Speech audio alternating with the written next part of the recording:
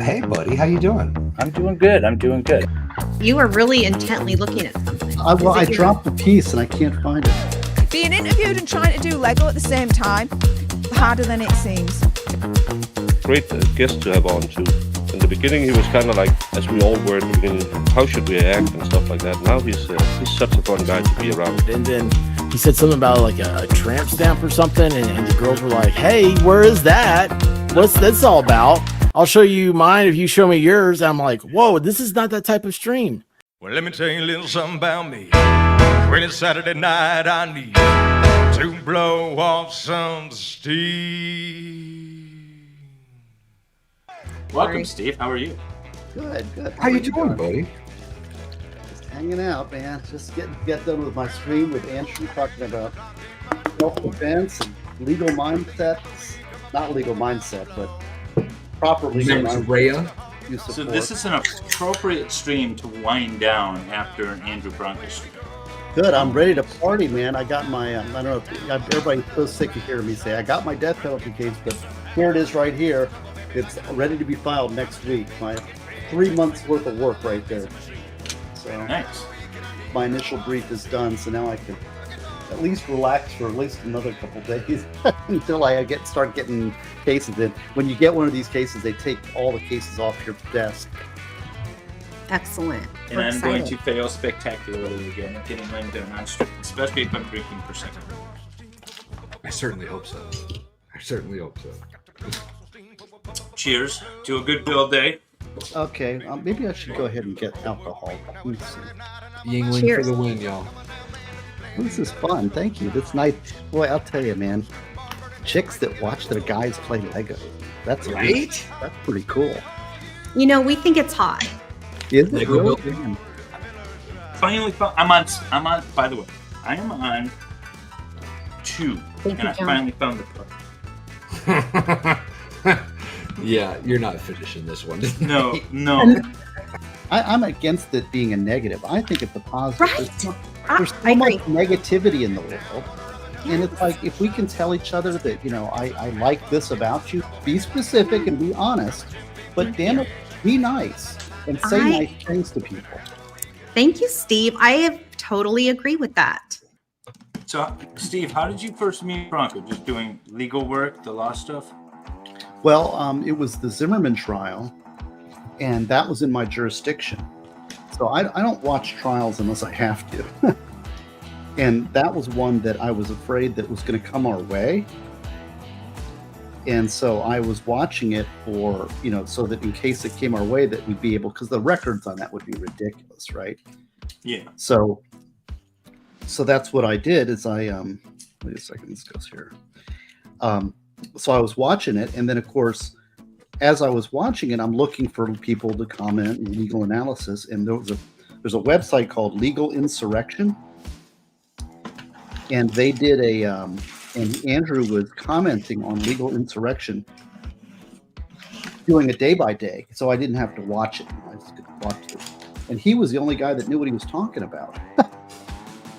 Most people don't know what they're talking about, right? And then so I sent him an email, like this talk about simping. I believe you should always recognize when someone's good. So I sent him an email saying, I really like what you're doing. You're the only person I've seen that knows what they're talking about when it comes to this self-defense law. And, you know, thank you for commenting. And so he wrote back, and, you know, we kind of established a relationship there. And then occasionally I'd have a case as a self-defense case, and I'd ask him, you know, appeals. And so I'd you know, throw him a scenario and say, what do you think about this or whatever? And then he would do the same. Like, he'd have a Florida case and he'd ask me something about Florida law. He'd email me, and then he sent me his book and, you know, signed book and all that typical. And so we had a relationship for several years. And then I don't know what it was, but he was on Recada's stream. I don't know what I was doing watching that, but I was on Nick's. And then I'm in the background or whatever, and I'm commenting, I'm chatting. I love chatting in the comment section, you know. And then Andrew's like, "Hey, Gosney's in the chat. Send him a link." That's how you got on Ricada? Yeah. So I'm like, oh, okay. And so I show up and I'm like, what's this stuff? I don't even know what the hell it was. And then they're asking me to grift. Do you need to grift this? And I'm like, what's that? I don't still really quite understand the whole thing. I just do my thing. But say, how's this go? I don't know where this piece goes. but like, okay, I agree. Everything that I've seen on the Anderson trial comports with what I've seen in other wrongful convictions. Okay, especially, and I saw that asshole prosecutor. Excuse me, but whatever his name was, I don't even know. But that Gravely, get wrecked. Whatever Gravely. that guy was, he was a complete jerk. And that to me is very comport with other prosecutors I've seen that are very bad. And that's the kind of stuff that results in wrongful convictions. I'm very much against it. I speak out against bad prosecutors all the time. Yeah. It's like, to me, that's the kind of guy that should not be anywhere near courtroom as a state attorney, because he was playing a lot of games. And this is somebody's life. It's not a game. But he's playing these games about guilt or innocence, about thinking it's about his career and he's going to be the guy. And, but that's not, this is about justice. I don't care about your statistics. I don't care about your win-loss ratio. I don't care about any of that stuff.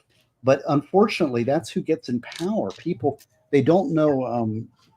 Well, I speak out a lot about bad prosecutors, and that's what I see in that guy. But I think that focusing on things outside of yourself, like, okay, I hate to put it this way, but what if, for example, you'll never meet somebody? What if you're just going to be alone for the rest of your life? Let's assume that's the fate, that's the card. Oh, look at this.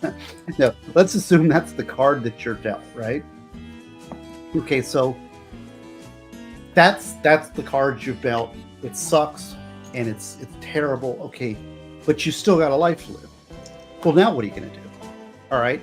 So now focus on doing things, maybe making your life, finding purpose in your life, making the world a better place, doing things that you would enjoy, doing things that,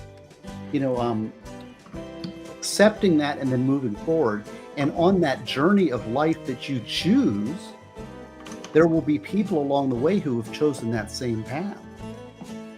And this is the thing, is I think that then you get outside of yourself and you talk about something that's greater than yourself. You start, this may be more male advice, I don't know, but I think it goes for women too, that,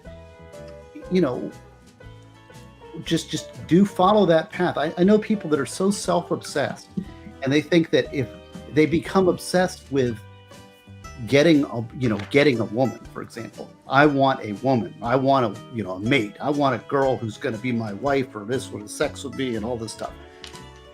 All right, but then they're so hyper-focused on that they forget about what they have to offer, what they're doing in the world, what purpose do they have, how are they making the world a better place, and they're miserable. So it's like, well, why don't you just forget about that and do it? And it's easy to say, and I mean, it's easy to say when you're married and you're not alone, because loneliness is tough. But go out in the world and don't be lonely. Go find friends. Right. Go find new things.